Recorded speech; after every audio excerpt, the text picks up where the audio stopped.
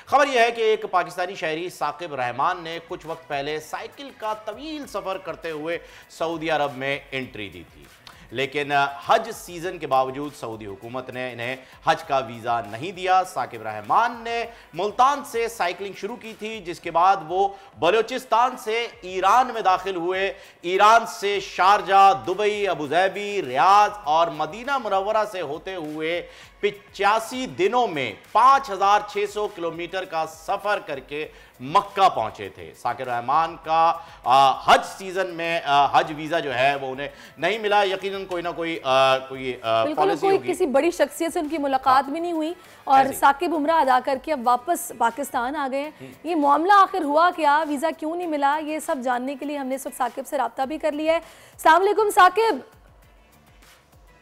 जी वालेकुम सलाम। साकिब, ये आखिर क्या वजह हुई कि आपको वीज़ा नहीं मिला और आपको फिर साइकिल पर सफ़र करके वहाँ पहुँचना पड़ा? कोई वजह उन्होंने क्या बताई थी आपको?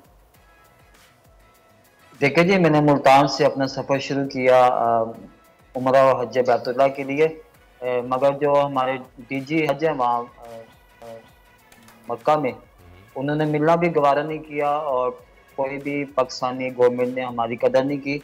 और जो सऊदी गवर्नमेंट थी उन्होंने बहुत कदर की, होटल भी दिया मदीना मक्का में, और उन्होंने कहा कि अगर आपकी पाकिस्तानी गवर्नमेंट हमें लेटर लिख देती है कि आप इनको हज करवाया जाए, तो पाकिस्तानी गवर्नमेंट ने कोई लेटर नहीं लिखा, हमारी कोई भी वहाँ पे बात नहीं सुनी गई। तो इस वजह से उम्रा करके वापस आना पड़ा। बड़ी ईद से 10 दिन पहले पाकिस्तान में वापस आना पड़ा। अच्छा जी साकिब, सबसे पहले तो आपको उम्रा बहुत बहुत मुबारक हो। आपका बड़ा ही यादगार सफ़र रहा, 85 दिन का ये सफ़र और हज़ारों किलोमीटर जो है वो आप साइकिल करते हुए, यकीनन जज्बा ईमानी से आपका दिल जो है वो लबरेज़ होगा, इसी वजह से आप वहाँ पर पहुँचे थे। अच्छा, मैं ये जानना चाहूँगा कि साकिब, आपने इस सफ़र के आगाज़ से पहले या सफ़र आगाज़ करने के कुछ दिनों में ही, कुछ दिनों के दौरान हुकूमत पाकिस्तान से रब्ता किया था कि आप ये सफ़र करने जा रहे हैं या आपको वीज़ा इशू किया जाए? क्योंकि देखिए, हज का जो है एक कोटा होता है, एक वीज़ा जो है वो आपको दिए जाते हैं सऊदी हुकूमत की जानिब से और उन्हीं के तहत जो है वो हज अदा किया जाता है। ऐसा आपने कुछ किया था राब्ता पहले, या बस वहां जाके पहुंचने के बाद आपने कहा कि जी अब मुझे इजाजत दी जाए हज करने की? वहाँ पर जब पहुंचे हैं, वहाँ पे सऊदी अरब में जो डीजी हज थे, जो पाकिस्तान के वहाँ पे नुमाइंदे बैठे हुए हैं, सफारत पाकिस्तान, सबसे मिलने की कोशिश किया तो किसी ने भी हमारी बात नहीं सुनी। इसमें लाहौर से पैदल गए थे शान अली, वो भी वापस आ गए और मैं भी वापस आ गया। हमें हज की परमिशन नहीं दी गई। हमने 3 महीने का सफ़र तय किया, ईरान, शारजा, दुबई, अबूधाबी।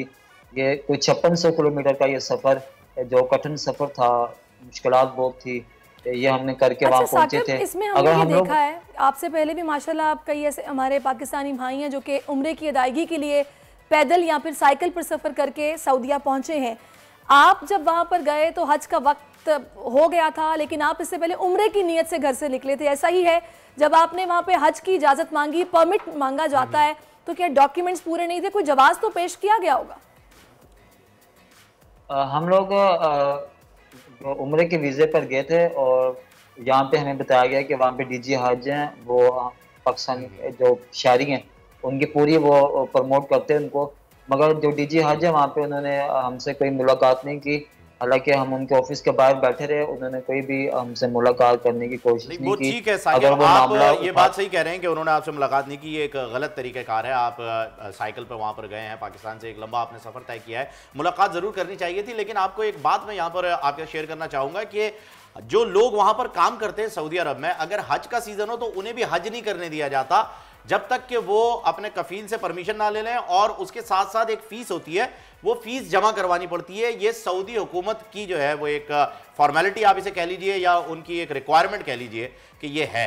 तो मेरे ख्याल में आप अल्हम्दुलिल्लाह वहाँ पर उम्रा करके आए हैं, ये भी बहुत बड़ी बात है और बड़ी खुशी की बात है कि आपने जो है वो वहाँ पर उम्रा जो है वो परफॉर्म कर लिया। आज इंशाल्लाह अगर नसीब में हुआ, किस्मत लिखा हुआ, तो मेरे दोस्त आगे बड़ी उम्र पड़ी है, इंशाल्लाह ज़रूर होगा।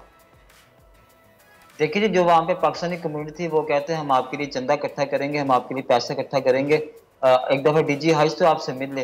अगर डीजी हज हमें मिल लेते, कोई प्रॉब्लम बताते कि आपने फीस भरनी है, तो जो हमारी पाकिस्तानी कम्युनिटी थी जिन्होंने रास्ते में बहुत प्यार दिया, बहुत इज्जत दी, तो उन सब ने कहा था कि हम आपके लिए फीस इकट्ठी करेंगे। कम से कम डीजी हज हमसे मुलाकात तो कर लेते। कोई वजह थी वो बता देते तो इस तरह हम हज कर लेते। ये एक पाकिस्तान का नाम रोशन होना था। हम पाकिस्तान की नुमाइंदगी करने गए थे। ईरान से गुजरे, ईरान का परचम लगाया साइकिल के ऊपर, दुबई में गुजरे, दुबई में लगाया, सऊदीया का परचम लगाया। हमने पाकिस्तान का एक अच्छा चेहरा पेश तो किया। साकिब, सफर आपका कैसा गुजरा? रास्ते में कहाँ कहाँ रुके? कोई ऐसा वाकया जो कि आपको हमेशा याद रहेगा, वो हमसे शेयर कीजिए। देखिए जी, माशाल्लाह अल्लाह पाक ने अपने घर में बुलाया था। अल्लाह पाक ने बहुत इज्जत दी, बहुत आसानियाँ पैदा की। हमारे जो पाकिस्तानी कम्युनिटी थी, बंगाली भाई, इंडियन जो कम्युनिटी थी, लोग सब ने इज्जत दी और सऊदी गवर्नमेंट ने बहुत इज्जत दी। तो मैं शुक्र अदा करता हूँ सऊदी गवर्नमेंट का भी और पाकिस्तान के लोगों का भी, जिन्होंने बहुत इज्जत दी और माशाल्लाह काफ़ी आसानी पैदा हुई इस सफ़र में। सही। अच्छा, तो साकिब मुझे ये बताइएगा, साइकिल का सफ़र कैसा मतलब आपको लगा? हम देखते हैं कि लोग पैदल भी जाते हैं, जहाँ थक जाते हैं वहीं पर आराम कर लेते हैं, फिर पाकिस्तानी जो मिलते हैं वो बड़ी खुशी के साथ मोहब्बत का इजहार करते हैं कि भाई आप इतनी बड़ी सादत के लिए पैदल जा रहे हैं। हाँ बिल्कुल बिल्कुल। इसमें ऐसा है कि मैं पहला पाकिस्तानी हूँ जो सियाचिन 11 भी साइकिल पर जा चुका हूँ और पहला पाकिस्तानी हूँ जो K2 बेस कैंप तक भी साइकिल पर जा चुका हूँ। तो ये मेरा सफ़र एक इंटरनेशनल टूर था और ये मैं साइकिल पे उम्रा की अदायगी हासिल करना चाहता था और हज की। तो इसमें रास्ते में मुश्किलात तो बहुत आती हैं। मैंने मस्जिद के अंदर भी स्टे किया है, पेट्रोल पंप, जो सहरा में वो जो ऊँट पालने वाले होते हैं उनके पास भी मैंने स्टे किया है। जहाँ पे जगह मिल जाए रात को स्टे करना होता है। तो ये चलिए, बड़ी सादत की बात है कि माशाल्लाह आप इस सारी मेहनत के बाद आपकी ये मेहनत वसूल हुई कि आपने उम्रे की अदायगी आपकी हो गई। माशाल्लाह, बहुत बहुत मुबारकबाद आपको। बहुत शुक्रिया साकिब, आप हमारे साथ आए। वाकई जी, बहुत ही ज़रूरी होता है कि जब आप दिल में जो है वो कोई नियत करके जाएं और वो हो जाए। ठीक है, हज नहीं हो सका सारी, इंशाल्लाह आगे भी जो है बहुत उम्र पड़ी अल्लाह ताला ने, अगर अल्लाह ताला ने आपके नसीब में लिखा हुआ ज़रूर होगा।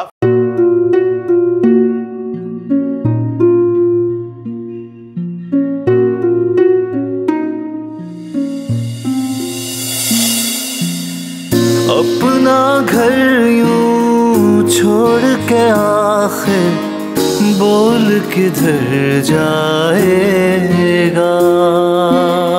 ये जो पड़ा है वक्त कड़ा है, वक्त गुजर जाएगा।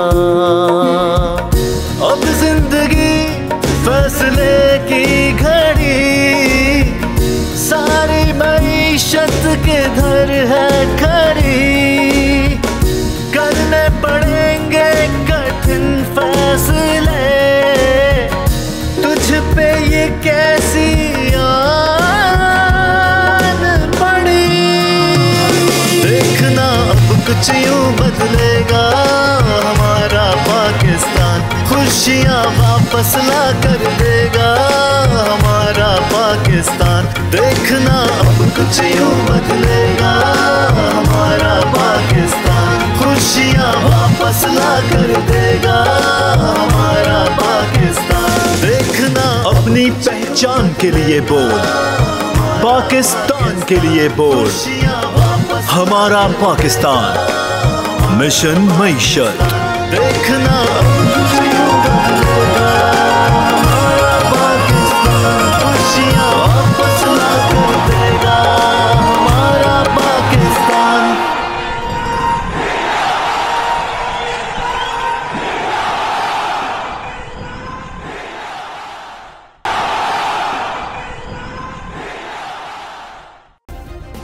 सब्सक्राइब करें और बेल दबाएं ताकि कोई खबर रह न जाए।